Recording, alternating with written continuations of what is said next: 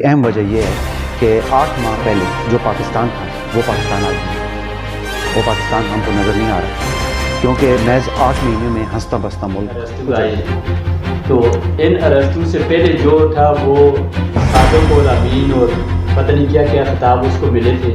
तो उसने इस मुल्क का इतना बेड़ा गर्क किया, इतनी ज़्यादा करप्शन हुई कि अब अगर मैं किसी शख्सियत का नाम लूँगा तो शायद मुझे कल से ये लग रहा है कि अगले चंद दिनों में मज़ीद आटे की कीमतों के साथ साथ रोज़ की कीमतों में भी इजाफा होगा, क्योंकि जो फ्लड आया है उसकी वजह से मुल्क में हमारे पंजाब आप कह सकते हैं कि सिविल ब्यूरोक्रेसी के हवाले से बातचीत हो रही है।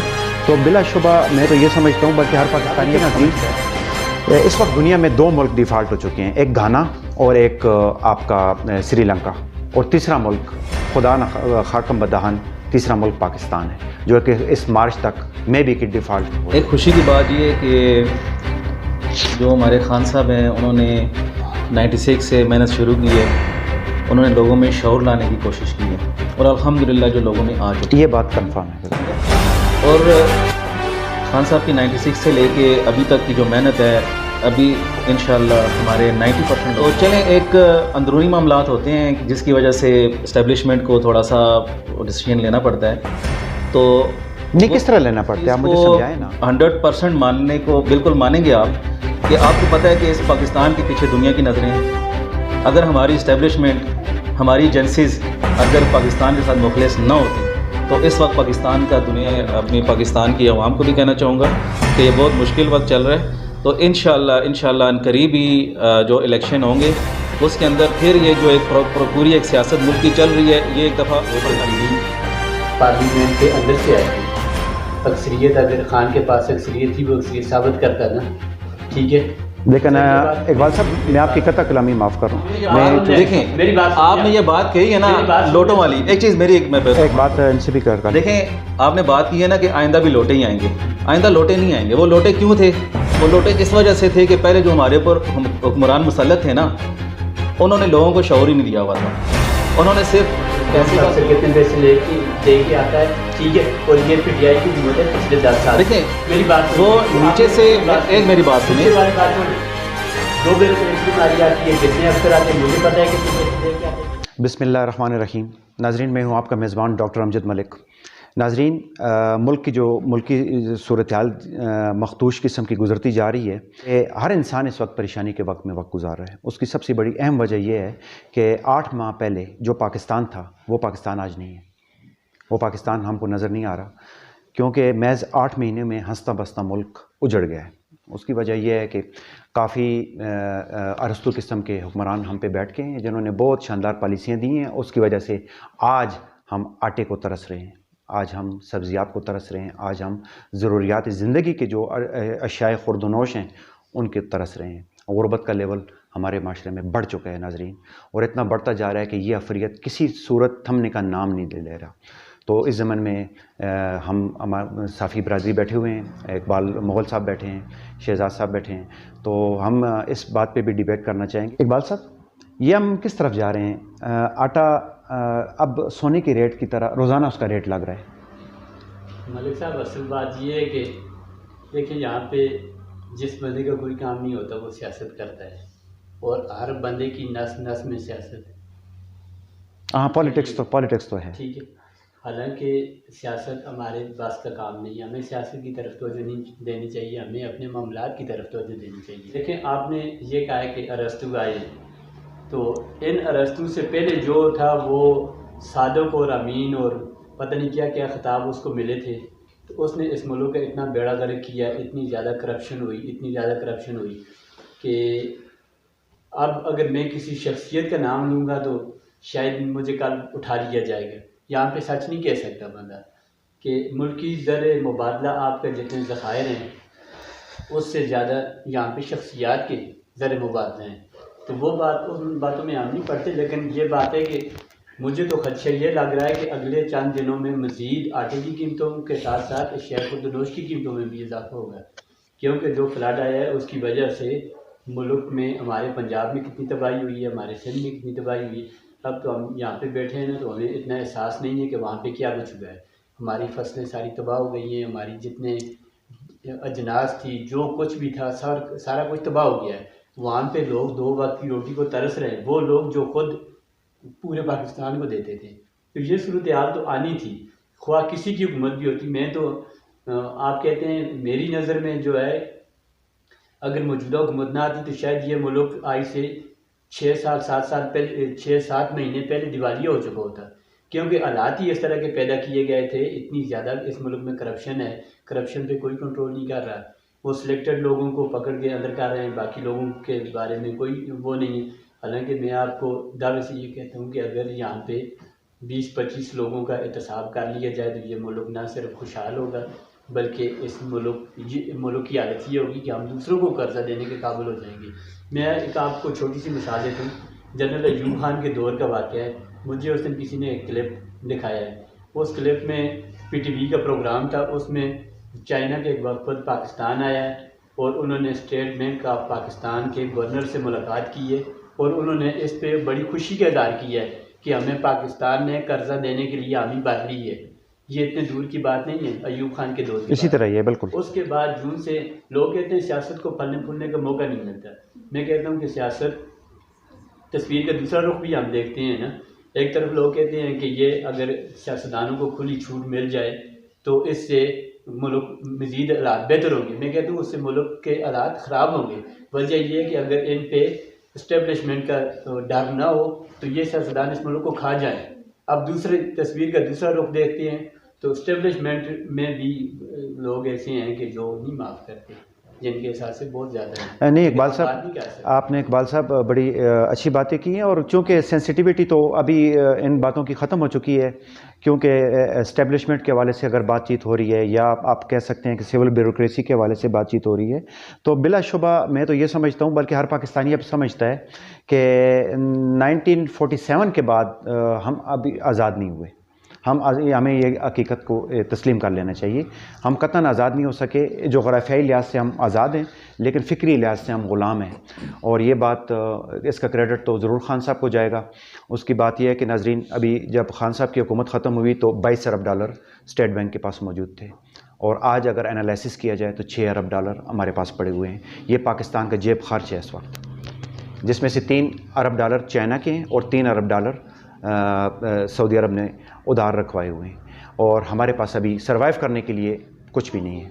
तो ये एक बहुत बड़ी चेंजिंग आई है, और इसी तनासब से हम आटा भी मज़ीद महंगा खाएंगे, क्योंकि डिफ़ॉल्ट, याद रखिए नाज़रीन, इस वक्त दुनिया में 2 मुल्क डिफ़ॉल्ट हो चुके हैं, एक घाना और एक आपका श्रीलंका, और तीसरा मुल्क खुदा न खाकम बदहान तीसरा मुल्क पाकिस्तान है, जो कि इस मार्च तक मे भी कि डिफ़ॉल्ट हो जाए। तो नाज़रीन, ये सूरत हाल इस तरह चल रही है। शहजाद साहब, आपसे भी मैं सवाल करना चाहूँगा। आप भी माशरे में रहते हैं, आप किस नज़र से देख रहे हैं इस सारे सिचुएशन को? क्या सिनेरियो आपकी नज़र में? देखें, एक ख़ुशी की बात ये है कि जो हमारे खान साहब हैं, उन्होंने 96 से मेहनत शुरू की है। उन्होंने लोगों में शऊर लाने की कोशिश की है, और अल्हम्दुलिल्लाह जो लोगों में आ चुकी है, ये बात कंफर्म है। ठीक है। और खान साहब की 96 से लेके अभी तक की जो मेहनत है, अभी इंशाअल्लाह हमारे 90% लोगों में शऊर आ चुका है। उसी की वजह से देखें आज हलचल मची है माशरे में। हाँ बिल्कुल, अभी हर किसी को अच्छे बुरे की समझ आ गई। ठीक है। तो चलें, एक अंदरूनी मामलात होते हैं जिसकी वजह से इस्टेब्लिशमेंट को थोड़ा सा डिसीजन लेना पड़ता है। तो नहीं, किस तरह लेना पड़ता है, आप मुझे समझाएं ना। इस्टेब्लिशमेंट कैसे ये 22 करोड़ लोगों के ख़िलाफ़ ये स्टेप ले सकती है महज एक अमेरिका के कहने पे? नहीं, देखें, इसमें भी एक हमारे मुल्क के लिए कुछ फ़ायदे की बातें होती हैं। देखें, हमारा मुल्क जो है ना, इस वक्त आपको पता है कि एक माशी लिहाज से कमज़ोर मुल्क है। इसको बहुत सारी चीज़ों की सपोर्ट की ज़रूरत है। मैं आपको बताऊं कि जो चीन आपको J-10C आपको दे चुका है, और जो आपको रूस आपको ऑफ़र कर रहा है, तो उसमें अभी अमेरिका ही लाजम हमारे लिए क्यों ठहर गया? देखें, बात यह है कि हमारी जो इस्टेब्लिशमेंट है ना, वो मैं आपको बता दूं कि हमारी इस्टेब्लिशमेंट इस वक्त पाकिस्तान के साथ, अपने मुल्क के साथ बहुत मुखलिस है। आप इस चीज़ को 100% मानने को बिल्कुल मानेंगे आप, कि आपको पता है कि इस पाकिस्तान के पीछे दुनिया की नज़रें हैं। अगर हमारी इस्टेब्लिशमेंट, हमारी एजेंसीज़ अगर पाकिस्तान के साथ मुखलिस ना होती तो इस वक्त पाकिस्तान का दुनिया पे नामो निशान भी ना होता। इसी तरह ही है। ठीक है। तो ये जो छोटी मोटी चंद सियासी थोड़ी सी जो टर्म्स होते हैं ये भी मुल्क के फ़ायदे के लिए हैं, ठीक है। बस ये फ़ायदा मुझे, मैं आपकी कथा कलामी फ़ायदा मुझे नज़र नहीं आ रहा। उसकी बात ये है कि ये देखें अभी आपके अकाउंट में पैसे नहीं हैं, सिंपल इज़ दिस। आप बताएं फ़ायदा यहाँ कहाँ से शुरू हो रहा है? देखें जहाँ तक अकाउंट ये मानिए कि तनख्वाहें बंद हो चुकी हैं। देखें बात सुने कि हमारा जो मुल्की सतह पे जो हमारा ख़जाना है ना, वो पहले भी कभी भरा हुआ नहीं था, पहले भी खाली था। नहीं, खान साहब के दौर में तो 22 अरब डॉलर पड़ा हुआ था। बिल्कुल मुल्क बिल्कुल वो अच्छे की तरफ गया है। मैं खुद खान साहब का सपोर्टर हूँ, मैं खुद उनको वोट करता हूँ और अभी भी इंशाल्लाह उन्हीं को वोट करूँगा। लेकिन इस वक्त मैं इस्टेब्लिशमेंट की बात कर रहा हूँ, बात इस्टेब्लिशमेंट की जा रही है। सिर्फ थोड़े से कुछ हालात, इंटरनली हालात ऐसे होते हैं जिसकी वजह से टर्न लेना पड़ता है, ठीक है। तो ये उन्होंने जो टर्न लिया है इस वक्त, और ये थोड़े टाइम के लिए, इंशाल्लाह दोबारा से आप देखिए। बस आप, मेरी तो ये दुआ है, आपकी बात अपनी जगह वज़न रखती है, और मेरी भी ये दुआ है कि ये टर्न हमारी कौम के लिए आखिरी टर्न साबित ना हो। नहीं देखें, और अगर हम असल में देखें शहजाद भाई, हम डूबने जा रहे हैं, इसमें कोई दो राय नहीं। इंशाल्लाह हमारी हम जो डूबने जा रहे हैं, उसकी सबसे बड़ी अहम वजह ये, इकबाल साहब भी इस बात की तायद करेंगे कि आज घरों में फाका जो है ना, फाके का राज है। नहीं, ये बस और कुछ टाइम में आप थोड़ा सा वेट करें, आप वेट करें इंशाल्लाह। मैं अपनी पाकिस्तान की आवाम को भी कहना चाहूँगा कि ये बहुत मुश्किल वक्त चल रहा है, तो इंशाल्लाह करीब ही जो इलेक्शन होंगे उसके अंदर फिर ये जो एक पूरी एक सियासत मुल्क की चल रही है, ये एक दफ़ा पलटा खाएगी। अच्छा, अल्लाह करे, खाएगी, अल्लाह करे। और उसके बाद इंशाल्लाह खान साहब दोबारा से आएंगे, और उसके बाद फिर दोबारा से अभी जो आएंगे, देखें पहले आपने देखा कि खान साहब आए हैं, लेकिन उनके साथ कौन लोग थे? इसी तरह ही ये बात भी रियलिटी रखती है। अब बहुत सारी प्रॉब्लम ऐसी थी कि जो चाह के भी नहीं हो सकती थी। जी जी, बिल्कुल यही बात है। अभी आपने देखा कि कितने MPAs थे, वो कैसे उन्होंने उनको खान साहब ने टिकट दिया, खान साहब के टिकट्स पर वो आए, MPAs बने, जीते आए, लेकिन उन्होंने एकदम से कैसे वो PDM के साथ मिल गए। नाज़रीन, हकीकत में ये हुआ कि जो एक जिसे कहते हैं ना कि भेड़ की खाल में भेड़िए, या वो जाहिर हो गए ना, सामने आ गए। अभी इंशाल्लाह जब खान साहब सामने आएंगे ना, तो अपने मुखलिस लोगों के साथ सामने आएंगे। नाज़रीन, शहजाद साहब के इस बात में बड़ा मुदल्लल बात की, इन्होंने बड़ा वज़न भी रखती है ये बात। उसमें ये असल बात है कि जो खान साहब जब कू हुआ था, रात को ये गाड़ी पहुंच गई थी प्रिजनर वैन को गिरफ़्तार करने के लिए, और अदालतें रात को खुल गई थी, और एक चलती हुकूमत को गिराया गया, इसमें कोई दो राय नहीं है, पाकिस्तान की रियलिटी है। तो जैसे ही हुकूमत इनकी गिरी है, तो वो इमरान खान कुछ और थे, और ये जो इमरान खान है, शहजाद साहब वाली बात बिल्कुल ठीक है, ये इमरान खान कुछ और होंगे। जी इकबाल साहब, आप इस ज़मन में कुछ बात कहना चाहें? अच्छा, एक इस बात की आप तस्दीक कर लें कि आप बेशक ठीक है थे, लेकिन ये बात भी है, इसको मद्देनज़र रखें कि जो तब्दीली आई है वो तब्दीली पार्लियामेंट के अंदर से आई है। अक्सरियत, अगर खान के पास अक्सरियत थी, वो अक्सरियत साबित करता ना, ठीक है। लेकिन इकबाल साहब, मैं आपकी कथा कलामी माफ़ कर रहा हूँ, मैं चूँकि साथ साथ इस्लामी, मैं ये कहना चाह रहा हूँ कि किस तरह अक्सरियत साबित कर सकते थे खान साहब कि जब रातों रात 40 करोड़ रुपए की ऑफ़र लग रही है। ये सारा, मेरी बात सुने, ये सारा इल्ज़ाम है। अगर 40 करोड़ के किसी के पास कोई प्रूफ है, तो वो प्रूफ पाकिस्तान में करप्शन के किसी के पास नहीं होते। नहीं सर, इस तरह नहीं हो सकता। असल बात ये है कि अगर वो उनको इस तरह का कोई बात थी या कोई थी, वो सामने लेके आते, पहली बात। दूसरी ये कि आप इस बात को, उन्होंने तरदीद भी नहीं की, इस हकीकत को आप क्यों भूल जाते हैं कि खान साहब ने जो स्ट्रगल की है, जितना अरसा भी की है, छोड़े मैं उस अरसे को नहीं गिनता, लेकिन ये बात है कि उस अरसे में खान साहब ने, वो एक ही सीट उनके पास थी, अब वो उनको इस दफ़ा इस इस्टेब्लिशमेंट ने लोगों को जोड़ के दिया, तो इसमें ना आपको नाराज़ होना चाहिए, ना हमें नाराज़ होना चाहिए। हमें अवाम पे छोड़ना चाहिए कि अवाम किसको मुंतखब करते हैं। अच्छी बात है, ना अवाम का बेहतर फैसला होता है। अच्छी बात की आपने। हम यहाँ पे किसी के वो नहीं करना चाहते, लेकिन एक चीज़, एक रट होती है ना, आप उसको भी मद्देनजर रखें कि खान के पास जो लोग आए हैं वो सारे लोटे थे ना, तो आइंदा के लिए कौन से फरिश्ते आएंगे? इस निज़ाम में सारे लोटे ही आएंगे। आगे भी आप देख लें, मैं आपको ये दावे से कहता हूँ कि अगली जो हमारी हुकूमत आएगी, उसमें अगर आप ये समझते हैं कि खान साहब अक्सरियत से आएगा, खान साहब अक्सरियत से आएगा, या मुस्लिम लीग नून अक्सरियत से आएगी, ये बात किसी सूरत नहीं हो सकती। देखें इकबाल साहब, एक मिनट, मैं आपको, आपने ये बात देखें, मेरी बात, आपने ये बात कही है ना लोटों वाली, एक चीज़ मेरी, एक बात इनसे भी कर देखें, आपने बात की है ना कि आइंदा भी लोटे ही आएंगे। आइंदा लोटे नहीं आएंगे। वो लोटे क्यों थे? वो लोटे इस वजह से थे कि पहले जो हमारे ऊपर हुक्मरान मुसल्लत थे ना, उन्होंने लोगों को शऊर ही नहीं दिया हुआ था। उन्होंने सिर्फ पैसे का जोर और इन सब चीज़ों पे उन्होंने बोला है बस जिसके पास पैसा है, सिफारिश है और रिश्वत दे सकते हैं, बस उन्हीं का मुल्क है। लेकिन अभी इस वक्त मेरिट पे जब से हमारे खान साहब आए हैं, आपने देखा हमारा हर जो इदारा है ना, हमारा हर इदारे के अंदर मेरिट पे काम हुआ है। नहीं हुआ। ठीक है, बहुत सारे शुरू हो गए थे। आप इदारों में नहीं, मैं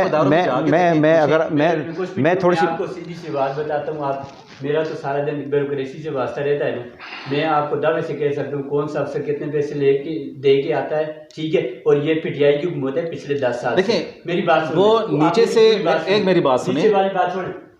जो ब्यूरोक्रेसी हमारी आती है, जितने अफसर आते हैं, मुझे पता है कितने पैसे दे के आते हैं, किस तरह आते हैं, किस असर से आते हैं।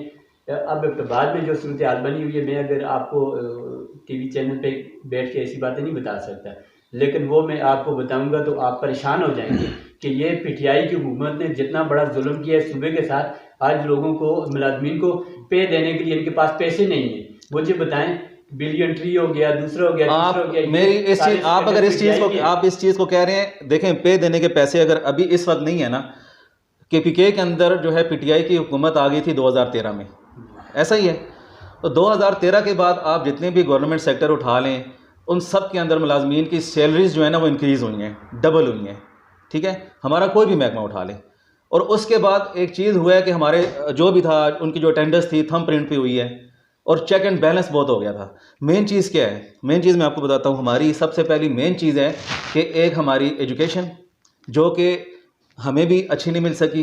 देखें, प्राइवेट लेवल पर तो जिसके पास पैसे हैं वो तो अपने जितना वो अफोर्ड कर सकता है अच्छी से अच्छी अपने बच्चों को देता है। मेन चीज़ होती है एजुकेशन जो गवर्नमेंट की तरफ से दी जाती है। तो गवर्नमेंट की तरफ से पहले हमारी क्या एजुकेशन थी? हमारे जो टीचर्स थे वो महीना महीना अपने स्कूलों को नहीं जाते थे, अंदर जो सिलेबस था उसके ऊपर कोई कंट्रोल नहीं था। ठीक है, अब इमरान खान साहब जब 2013 में केपीके में आए हैं, सबसे पहले उन्होंने अपने जो एजुकेशन सेक्टर्स हैं उनके ऊपर उन्होंने फोकस किया है। हाँ, मैं इस बात की तयद करूँगा। और टीचर्स जो हैं वो थंब प्रिंट लगाएंगे, थंब करेंगे, छोटी सी बात, ठीक है, वे बेसिक चीज़ें। हम उस अदारों को छोड़ दें, कौन कैसे रिश्वत लेके आया, कौन कैसे आया, उसको छोड़ें। हमारी बेसिक चीज़ है, हमारी बेसिक चीज़ क्या है? एजुकेशन। हमारी बेसिक चीज़ क्या है? हेल्थ। ठीक है, हमारी एजुकेशन होगी, हमारी हेल्थ होगी तो हमारे जो अभी यंगस्टर हैं, जो हमारी जनरेशन अभी न्यू आगे आ रही है, वो तरक्की करेगी ना।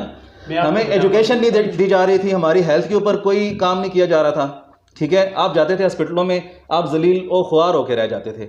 अभी आके हमारा, आप डॉक्टर साहब, आप खुद डॉक्टर हैं, इस फील्ड से रिलेटेड हैं, आप देखें कि जब से 2013 में पीटीआई की हुकूमत आई है, ये हमारे केपीके में हमारे जो गवर्नमेंट हॉस्पिटल्स हैं इनका सिस्टम कैसा हुआ है? नहीं, इसमें बिलाशुबा कोई दो राय नहीं है कि इनका सिस्टम अपग्रेड किया गया और सिस्टम भी अपग्रेड करके। सबसे बड़ी बात तो मैं ये कहना चाहूँगा, खान साहब भी अक्सर कहते रहते हैं, दुनिया के अमीर तरीन ममालिक में ये सिस्टम राइज नहीं है जो हेल्थ कार्ड इमरान खान ने इस कौम को दिए, जिसमें आप 8-10 लाख रुपए तक अपनी ट्रीटमेंट करवा सकते हैं। मेरे पेशेंट जाते हैं, करवा लेते हैं, किसी का 8 लाख लगता है, किसी का 10 लाख लगता है। मैं समझता हूँ कि पाकिस्तान जैसे गरीब मुल्क में ये सहूलत पहले नहीं थी। पहले जिस गरीब इंसान का एक गवर्नमेंट हॉस्पिटल में प्रॉपर इलाज नहीं होता था, ये बात ठीक है, अच्छे तरीके से मुंह भी नहीं लगाया जाता था। अभी खान साहब ने एक ऐसा पैकेज निकाला है कि वो एक अच्छे प्राइवेट हॉस्पिटल में अपना इलाज करवा सकते हैं। इकबाल साहब, ये तो अभी सुनने में आ रहा है कि पंजाब गवर्नमेंट में भी इमरान खान ने ऐलान कर दिया मजदूर अलाउंस का। ये एक इतनी बड़ी चीज़ है कि इसने वहाँ पे थरथली मचा दी है कि पंजाब गवर्नमेंट में मजदूर अलाउंस परवेज़ इलाही गवर्नमेंट की तरफ से जारी किया गया।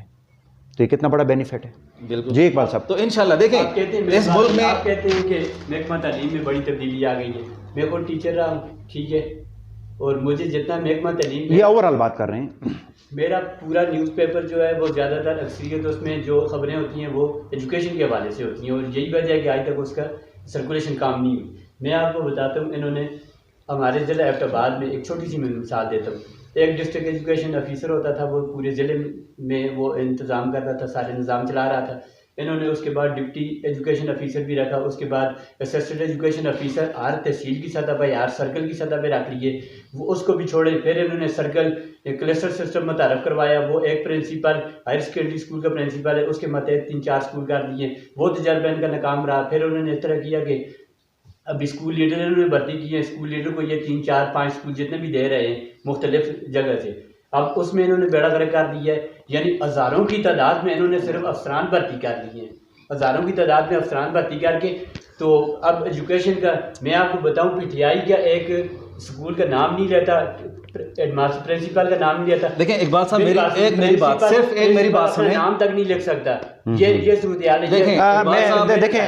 मेरी सिर्फ एक छोटी सी रिक्वेस्ट है, अगर देखें प्राइवेट कर रहे हैं और अस्पतालों को भी प्राइवेट कर रहे हैं। सिर्फ मेरी एक बात सुने कि जब से पीटीआई की केपीके में हुकूमत के बाद जब ये प्रॉपर इस चीज़ पे फोकस हुआ, अगर कि ये चीज़ें सही नहीं हो रही थी तो मुझे आप बताएं कि ये जितने भी टीचर्स थे, उस्ताद थे और जो हॉस्पिटलों में जो लोग थे, उनकी चीखें क्यों नहीं कर रही थी? वो क्यों कह रहे थे कि यार ये खान आ गया, खान के खिलाफ क्यों एकदम से हो गए थे? उसकी वजह ये थी कि बहुत एक इन चीज़ों पे ग्रिप आ गई थी। जो अफसर क्राफ्ट होता है वो पहले दिन आके अपने स्टाफ को इतना ज़्यादा दबाता है ना कि सारा स्टाफ उससे डर जाता है, फिर उसके बाद वो रिश्वत देता है। मैं आपको एक नहीं सैकड़ों मिसालें ऐसी दे सकता हूँ, ये बातें याद हैं। नाजरीन, ये डिबेट आप यकीन मान लें ये हमारे घरों में चल रही है और जो हमने थोड़ी सी आपको तमसीलन पेश की है, हर गली कूचे में इसी तरह कोई मतलब एक पार्टी के साथ वफ़ादार, कोई दूसरी पार्टी के साथ वफ़ादार, लेकिन बात असल में ये है कि बात रियलिटी की करनी चाहिए, बात रियासत की करनी चाहिए। रियासत सफ़र कर रही है, रियासत नुकसान में जा रही है, इसमें कोई दो राय नहीं है। और जहाँ तक खान साहब की गवर्नमेंट की बात थी, इसमें बिलाशुबा कोई दो राय नहीं है कि बड़े अच्छे स्टेप्स उन्होंने उठाए हैं, जिसको बैरूनी दुनिया ने भी तस्लीम किया है कि इमरान खान की गवर्नमेंट ठीक जा रही है, लेकिन अनफॉर्चुनेटली उसको गिराया गया, जो भी आइन की पामाली थी, क्योंकि अभी तो खान साहब का राइट था हुकूमत करने का। तो जो पहले ये साफ़ी हजरात भी और महंगाई पे बोल रहे थे, आज पता नहीं वो फौत क्यों हो चुके हैं, मैं नहीं जानता। इकबाल साहब, आपका बहुत शुक्रिया, आप स्टूडियो में तशरीफ़ लाए।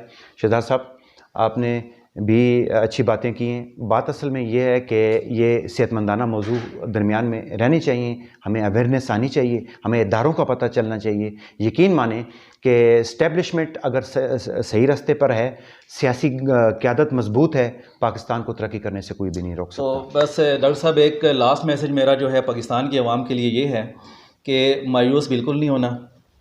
ये अच्छे बुरे वक्त आते रहते हैं ज़िंदगी में, और हमारा जो पाकिस्तान है इसके ऊपर तो आपको पता है दुनिया की नज़रें हैं, इसको बर्बाद करने के लिए, तबाह करने के लिए दुनिया पड़ी हुई है, लेकिन इसके साथ अल्लाह की मदद है। तो इंशाअल्लाह ये थोड़ा सा वक्त बुरा आया हुआ है, और इसमें जो है वो वजह ये है कि मेन वजह जो ये है कि बहुत शुरू से 47 के बाद से ये अच्छे हाथों में नहीं आया। तो अभी ये थोड़ा सा अरसा हुआ है अच्छे हाथों में आया है, लेकिन वो उसमें संभलने में टाइम लगेगा थोड़ा सा। तो इंशाल्लाह लोग भी अवेयरनेस आ गई है बहुत सारी, और इंशाल्लाह बेहतर होगा। मायूसी जो है नहीं करनी, इंशाल्लाह उम्मीद से रहें और अल्लाह पाक बेहतर करेगा इंशाल्लाह। इकबाल साहब, मैं आपसे पूछना चाहूँगा कि कौम की आपको देख रही है इस मायूसी की फ़िज़ा में, इस चीज़ से बालातार होके कि कौन किसकी क्या गलती है, आप कौम को क्या हौसला देना चाहेंगे? लेकिन जिस तरह शहजाद साहब ने कहा है कि कौम को मायूस नहीं होना चाहिए, इससे मुश्किल हालात भी हमने देखे हैं, ये नहीं कि पहली दफ़ा है। तो आगे इंशाल्लाह अल्लाह बेहतर करेगा। ये मुल्क इस्लाम के नाम पे हासिल किया गया है, और अल्लाह ताला हमारे कोई ना कोई असबाब पैदा करेगा और दिन ब दिन बेहतरी आएगी। ठीक है, वक्ती तौर पे हमारे हालात ख़राब हैं, लेकिन अल्लाह करेगा हालात बेहतर आएंगे और रोशन मुस्तकबिल मिलेगा इन लोगों को। अल्लाह। जी नाजरीन, पुरुम्मीद भी है यह कौम। इकबाल का एक शेर है कि नई नाउमीद इकबाल अपनी कश्ते वीरां से, ज़रा सा नम हो तो ये मिट्टी बड़ी ज़रख़ेज़ है साकी। गो के मायूसी के बादल भी हैं और काले बादल हैं, और गुर्बत भी हमारे सरों पे अपने पर को फैलाए खड़ी है, और हालात भी ख़राब चल रहे हैं। लेकिन यकीन मानिए, दिल के एक कोने से आवाज़ आ रही है कि अल्हम्दुलिल्लाह एक वक्त आएगा, इस पाकिस्तान को अरूज होगा और ये पाकिस्तानी कौम दुनिया की नंबर 1 कौम होगी। नाजरीन, मैं आपसे इसी बात पे इजाज़त चाहूँगा। मैं हूँ आपका मेज़बान डॉक्टर अमजद मलिक, हज़ारा 99 न्यूज़, एबटाबाद।